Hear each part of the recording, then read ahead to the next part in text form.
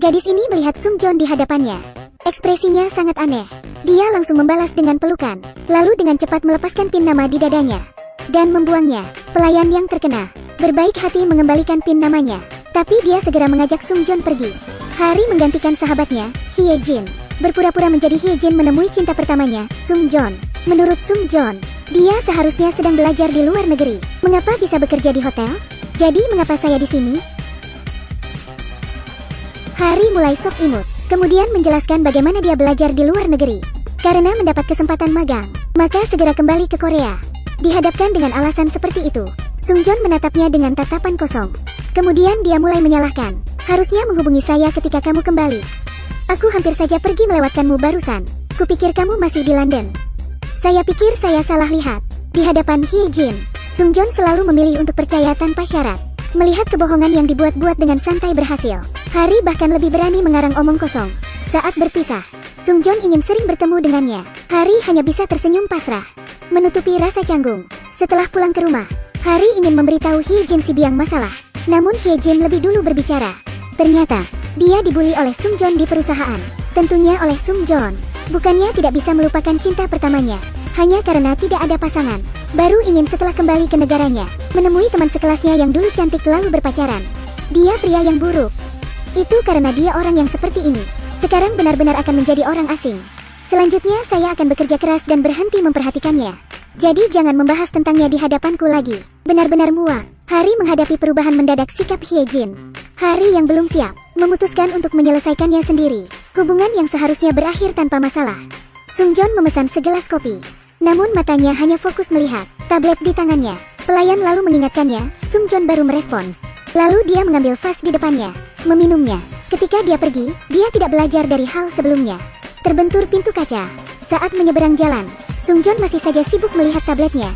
Mungkin akan terjadi kecelakaan. Biasanya dalam drama Korea, akan ada kecelakaan di sini. Oh, ayo jalan. Namun kata-kata sederhana ini mengingatkannya. Pikiran Sung Jon yang gila kerja terganggu. Saat masa bersekolah, cinta pertamanya sering berjalan di persimpangan seperti itu. Mengingatkan pejalan kaki dengan kalimat seperti itu. Pikirannya mengingat masa lalu. Sung Jon melamun, tidak memperhatikan Hye Jin di kerumunan sama sekali. Sung Jon menelpon Hari yang menggantikan identitas Hye Jin. Hye Jin, kamu sekarang sedang di mana? Aku sedang di rumah, ada apa? Saya kira kamu sedang di jalan menuju kantor. Setelah mendapatkan jawaban negatif, Sung Jon ingin menutup telepon. Namun, Hari mengajaknya untuk bertemu. Dia tahu bahwa bertukar identitas seperti ini, cepat atau lambat akan terbongkar.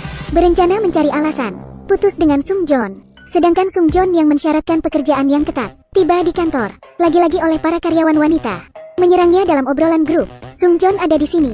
Hari ini juga akan menunjukkan perkataan kasarnya. Hari ini juga pasti banyak yang dimarahi. Saat ini grup obrolan kantor. Ada informasi rapat dalam 10 menit. Semua orang putus asa. Hye Jin tak ingin dimarahi lagi kali ini. Tanpa diduga, para rekan kerjanya bekerja keras sendiri. Saran dari rekan kerja di saat rapat. Seperti ringkasan sebuah skripsi. Hanya dia yang menggaruk kepalanya. Dengan gugup mencatat beberapa kosakata yang sulit dimengerti, lalu mengeceknya setelah pulang kerja. Supervisor meminta Hye Jin menyalakan proyeksi untuk presentasi. Tapi Hye Jin tidak tahu yang mana remote AC yang mana yang bukan. Menekan lampu penunjuk proyektor. Dia yang ceroboh. Tidak diragukan lagi, dia mendapat kritikan lagi. Karena kemampuan kerjanya perlu dipertanyakan. Selanjutnya Hye Jin hanya bisa melakukan pekerjaan yang melelahkan dan berat. Mengeluh kepada Hari ketika sampai di rumah. Dia sadar ketika dia diingatkan oleh sahabatnya, Hari. Karena keberadaan cinta pertamanya Aka Sung Jon, dirinya menjadi terlalu gugup. Juga belum membaca majalah fashion edisi perusahaannya. Mungkin dia tidak mengerti, karena istilah dalam bidangnya. Jadi Hye Jin mulai mengumpulkan pengetahuan.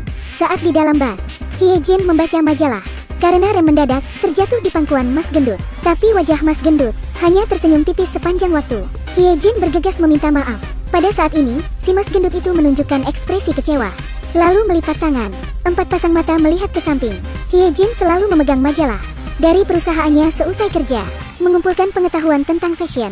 Melalui Hari yang tahu banyak tentang kecantikan, memberi banyak pengetahuan, Hye Jin akhirnya terintegrasi ke dalam lingkup perusahaan. Saat mencatat rapat mulai sekarang, dia terlihat berguna. Paham. Semuanya paham. Sekarang bahkan bahasa alien bisa dimengerti semua. Ihi. Kamu berkata apa barusan? Ihi. Hye Jin percaya diri saat mengumpulkan laporan. Sungjon tidak dapat menyalahkan apapun kali ini. Hasilnya tidak mengejutkan. Baik, keluarlah. Baik, aku pergi. Ya Tuhan, bagaimana ini? Maaf. Tidak peduli seberapa handalnya dia dalam hal pekerjaan, dia masih gugup ketika melihat Sungjon. Sedangkan sahabat yang menggantikan identitasnya, Hari, karena konflik dengan ayahnya, pergi ke bar sendirian untuk minum. Hari mengirim pesan kepada Hyejin, tapi karena Hyejin sedang makan malam dengan rekan kerjanya, tidak menyadarinya. Tak lama kemudian, setelah Hari minum terlalu banyak, pria yang minum di sampingnya memperhatikannya, maju ke depan dan berbicara tentang gombalan. Apakah melihat berita hari ini? Dengar-dengar suhu global semakin menghangat. Menurutku bisa begini, karena kamu ternyata... Maksudnya, kamu sangat seksi. Gombalan ini membuat Hari terdiam. Dia mengusir pria itu dengan nada menjijikkan, tapi dimarahin oleh pria itu. Datang ke sini sendirian karena ingin bermain kan? Jangan terlalu cepat. Berpura-pura sok mulia. Setelah berbicara pria itu turun tangan. Untungnya, Sungjon segera datang. Hari yang minum terlalu banyak, mengambil nanas di depannya, melukai pria itu. Saat melihat lukanya di depan cermin, Sungjon berjalan ke arahnya lalu mengeluarkan jam pasir. Berharap orang itu keluar dan meminta maaf dalam 3 menit. Tapi bagaimana bisa orang itu diajak kompromi? Di mana anjing menggonggong? Sungjon lalu melipat lengan bajunya.